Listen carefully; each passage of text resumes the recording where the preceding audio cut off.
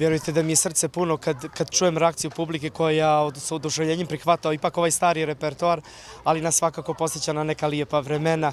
Hor je potpuno odgovorio zadatku, ja sam posebno ponosan na njih da iznesu na vrlo profesionalan način, iako su amaterski hor, i mislim da smo već postali uigrana ekipa koja širi neku lijepu muziku prošlih vremena, konkretno kad su partizanske pjesme u pitanju.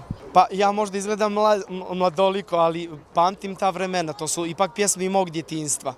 Tako da pošto poznajem tematiku, onda mi je bilo i lakše da pristupim radu i obradi ovih pjesama, tako da potpuno mi je, razumijem tu vrstu muzike, tako da sam i lakše prenio horu. Pa mi imamo sad već 3-4 različita programa, tako da sam osim folklornog, pop programa, evo partizanskog, radit ćemo i na novom pop repertoaru, možda filmska muzika, možda čak i veče sevdaha i naravno duhovni program koji mogu da najavim za budućnost, tako da mislim da sve kategorije muzike mogu da budu prisutne na našim koncertima.